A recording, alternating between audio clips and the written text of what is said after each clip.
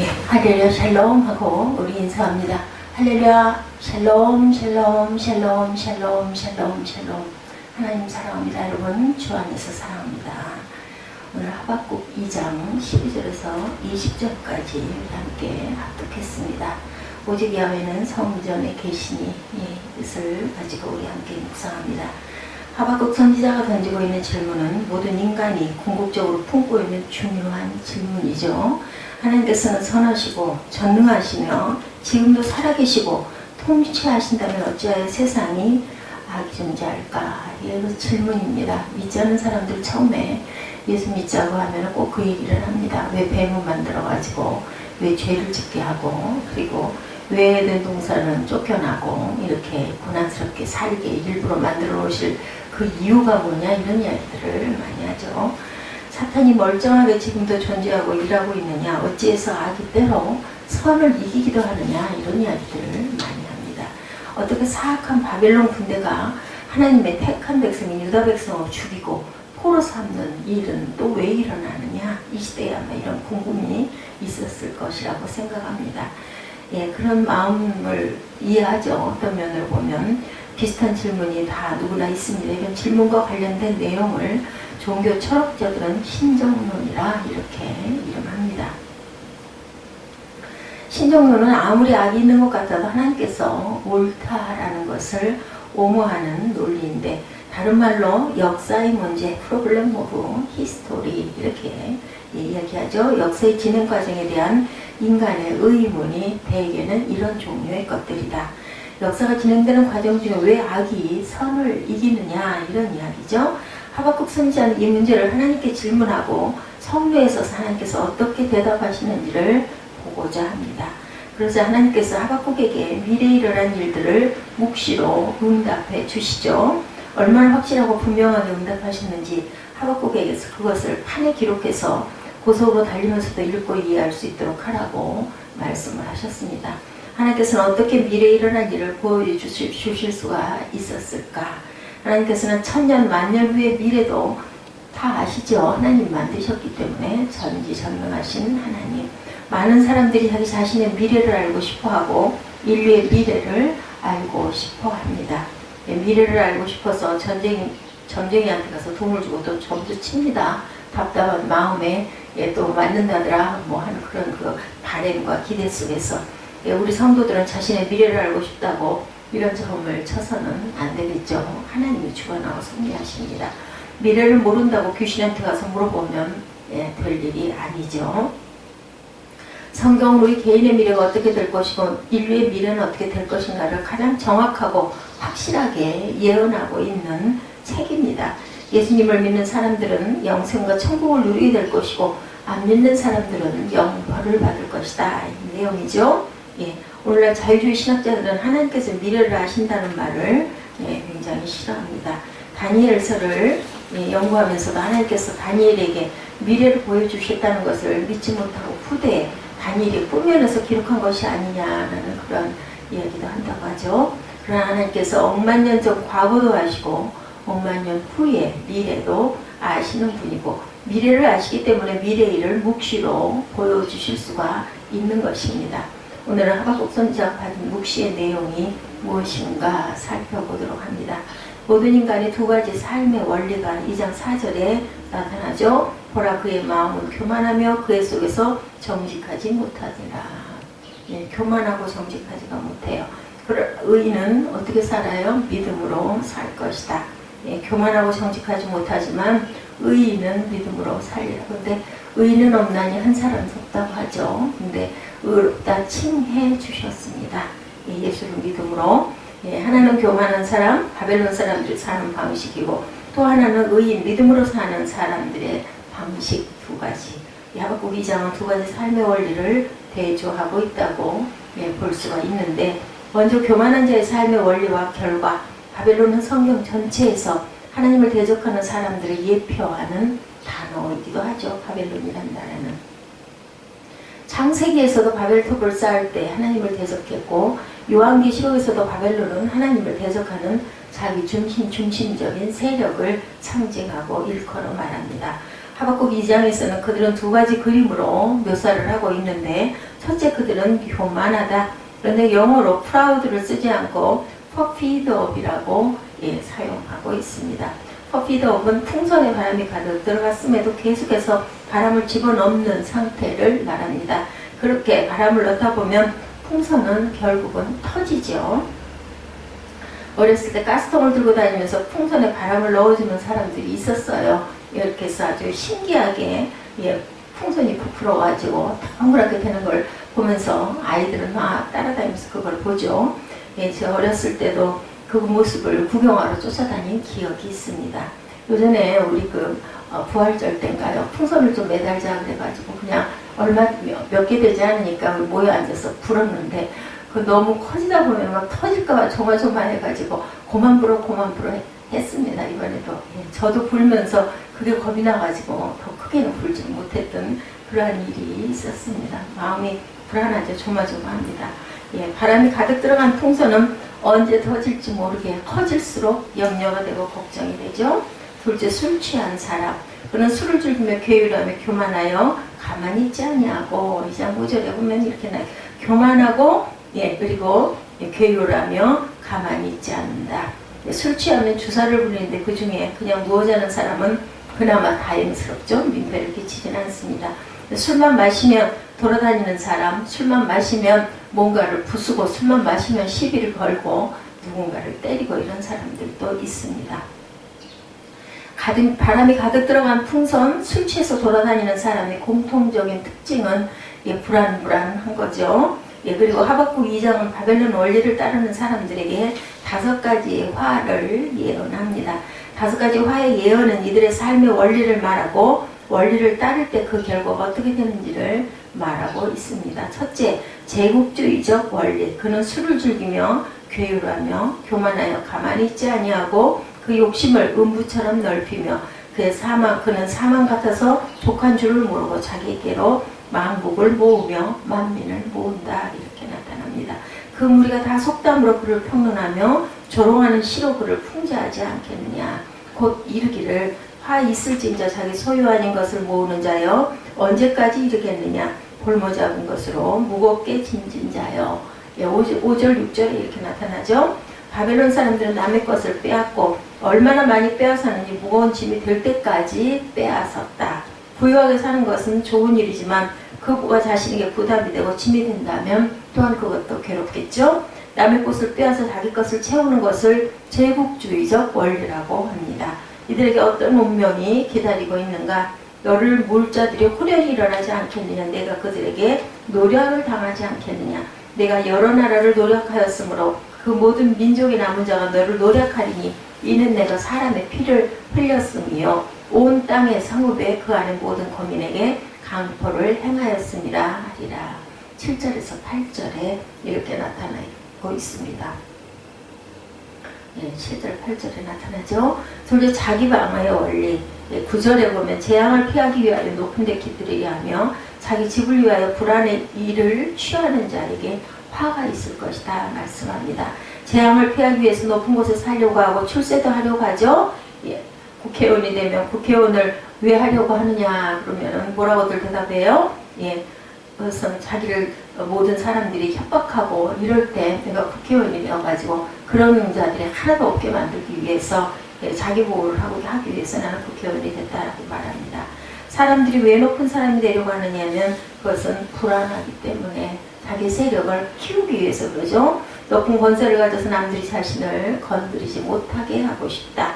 부잣집의 특징은 담이 엄청나게 높습니다. 그 담에 유리병이나 깨어진 것들을 이렇게 꼽아서 치장을 해놓은 것이 가끔가다 보였을 때도 예전에 있었습니다. 시골에 가보면 담이 없죠. 담이 낮고 대문이라는 것도 그냥 있으나 마나한 정도로 대문이 없는 집도 있었습니다. 예전에 보면 뭐 가져갈 게 없으니까 그냥 평안한 거죠. 바벨론 사람들은 재앙을 피하고자 높은 권세를 얻고 높은 곳에 집을 지었습니다. 그리고 권세한 집을 유지하기 위해서 뇌물을 받아 챙깁니다.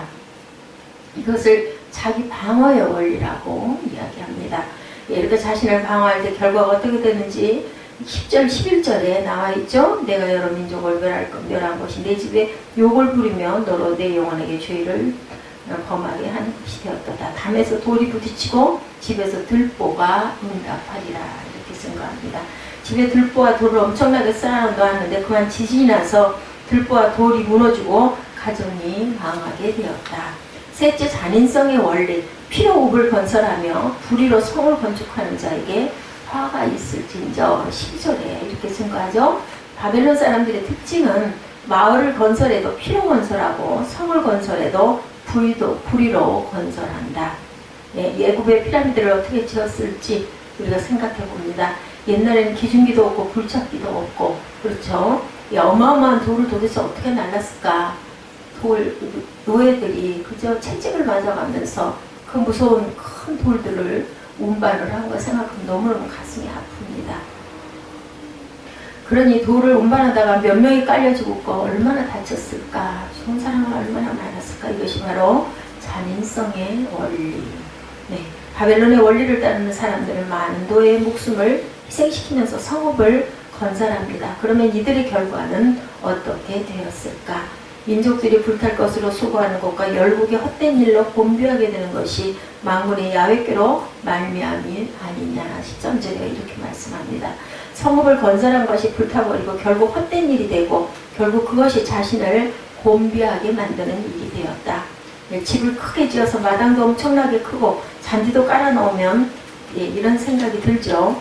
저절로 관리하게 되겠나요? 아니죠. 그거 관리하려면 엄청 힘이 많이 듭니다.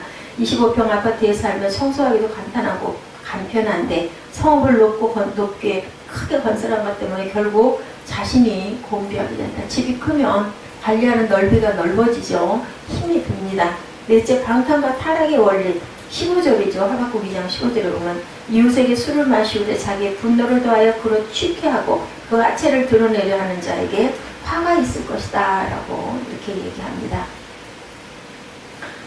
네게 영광이 아니고 수치가 가득한데 너도 마시고 너의 할례 아니한 것을 드러내라. 야훼의 오른손에 잔이 내게로 돌아올 것이다. 더러운 욕이 내 영광을 가리우리라. 이 16절에 말씀하죠. 다섯째, 우상숭배의 원리가 9절에 나타납니다. 나무대로 깨라 하며 말하지 못하는 돌더러 일어나라 하는 자에게 화 있을진저. 그것이 교훈을 베풀겠느냐 보라. 이는 금과 은으로 입힌 것인즉 그 속에는 생기가 도무지 없다 얘기합니다. 금과 은으로 입혔지만 그 속에는 생기가 없다. 나무나 돌을 깎아서 우상을 만들어 거기다가 아무리 금을 입히고 은을 입힌다 하더라도 결국은 아무런 유익이 없다. 새긴 우상은 그 새겨 만든 자에게 무엇이 유익하겠느냐. 부어 만든 우상은 거짓 스승이라. 만든 자가 이 말하지 못하는 우상을 의지하니 무엇이 유익하겠느냐. 말도 못하는 우상을 의지하는 것은 아무 유익이 없다는 거죠. 제국주의적 원리, 자기 방어의 원리, 잔인성의 원리, 방탕과 타락의 원리, 무상 숭배의 원리, 이 5가지 원리를 따라 사는 사람들은 결국 패망하고 영원히 존재조차 찾을 수가 없다. 바벨론이라는 엄청난 제국도 메디아와 페르시아 연합군에 의해서 BC 539년에 완전히 멸망해서 사라져버리고 말았습니다. 하나님을 대적하고 자기 중심의 원리를 따르는 사람들은 결국 멸망하고 지옥의 영원한 형벌을 받는다. 이것을 우습게 절대로 생각해서는 안 된다. 우리 눈에 보이지 않는다고 해서 없다고 생각해서는 안 된다. 겨우내 가지들이 메말라 있고 그리고 얼어붙어 있다 할지라도 우리 눈에 보이지 않는다라도 분명히 봄은 온다라는 거. 사계절의 감각들은 다 갖고 있으면서도 눈에 이렇게 딱 보였을 때만 여름이 왔네, 벌써 추워졌네 이렇게 느끼는 게 문제라는 겁니다. 의인의 삶의 원리와 결과는 결국 그렇다면 무엇일까? 교만하고 바벨론의 원리를 따르는 사람들과 대비하는 말씀이 2장 4절 후반절에 나타나 있죠. 의인은 믿음으로 말미암아 살리라. 죄인은 죽지만 의인은 믿음으로 삽니다. 이 말씀은 신약성경에 3번, 갈라디아서 3장 11절, 히브리서 10장 38절, 로마서 1장 17절에 인용이 됩니다. 첫째, 이신득이의 원리. 또 하나님 앞에서 아무나 율법으로 말미암아 의롭게 되지 못할 것이 분명한 이는 의인이 믿음으로 살리라 함과 같으니라. 이렇게 갈라디아서 3장 11절에 말씀합니다. 바울은 의인은 믿음으로 말미암아 살리라는 말씀을 인용해서 죄인이 의롭게 되는 방법은 오직 믿음 한 가지밖에 없다라고 이야기하죠. 죄인은 천국에 들어가지 못합니다.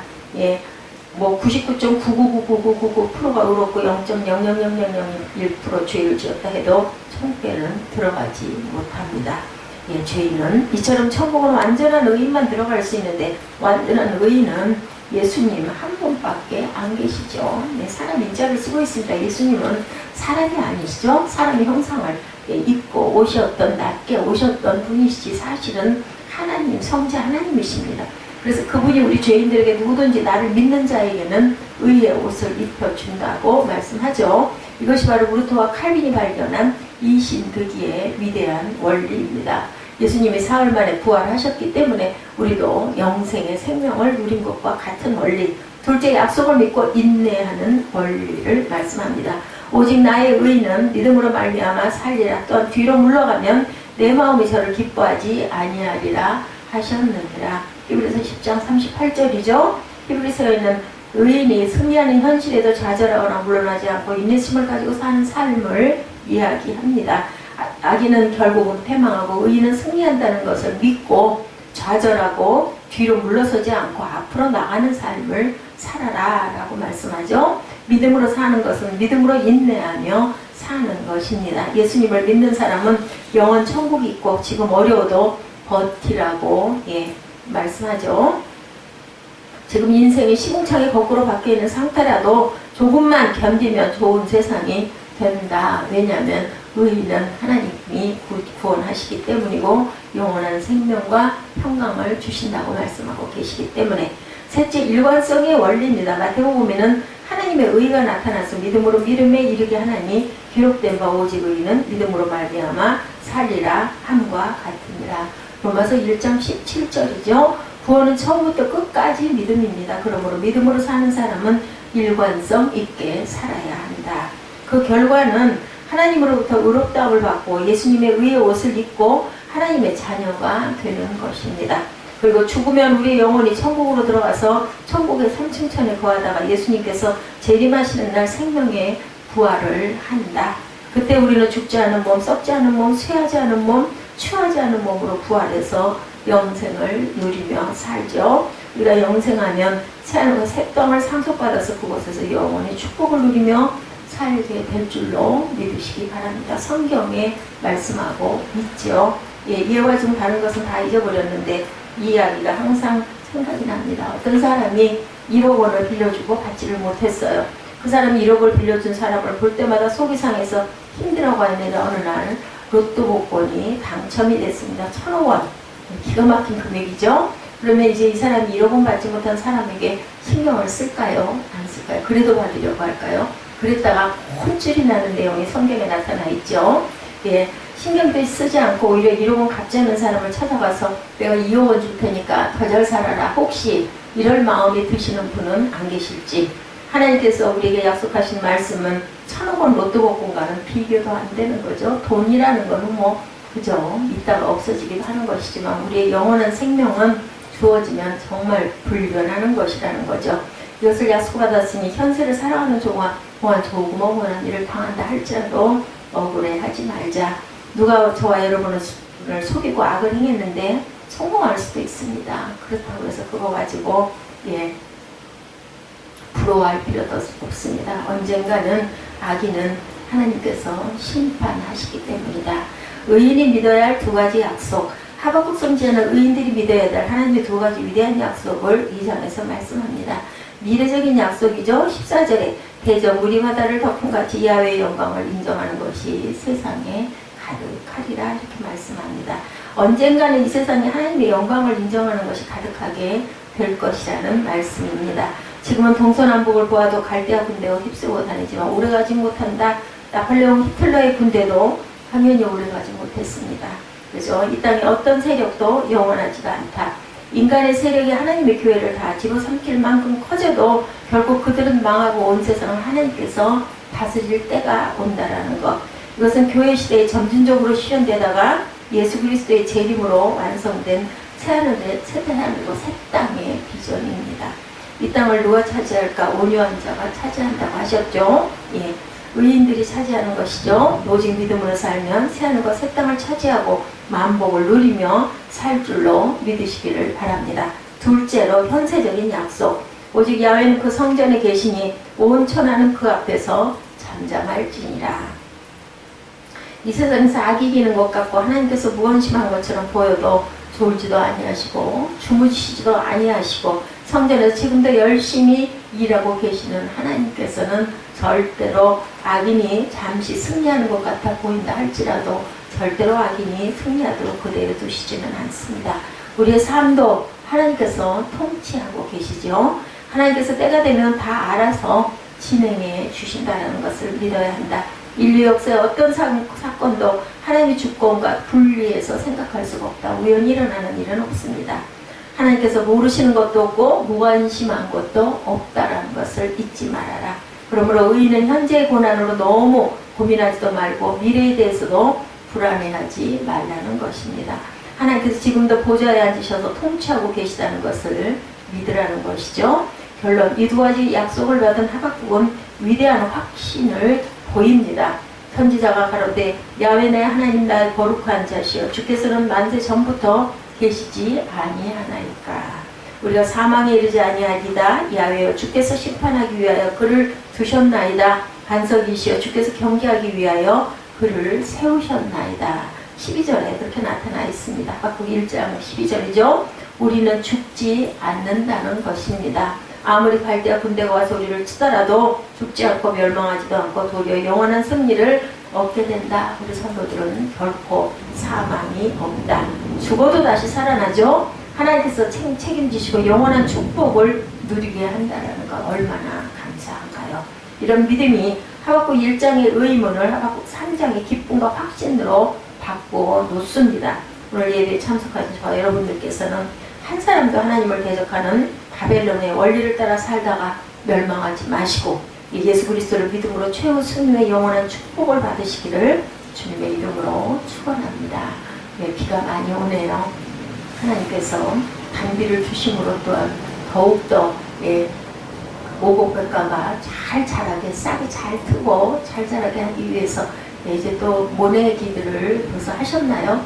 이런 모들이 작은 그런 아주 여린 풀잎들이 더 싱싱하고 더 잘 자라라고 주시는 귀한 단비인 줄로 믿고 감사하시고 오늘 좀 불편하시고 교통에 조금 정체가 좀 있다 할지라도 우리는 기쁨과 믿음으로 오늘 하루를 감사로 살아가시는 저와 여러분 되시기를 주님의 이름으로 축원합니다. 기도하시겠습니다.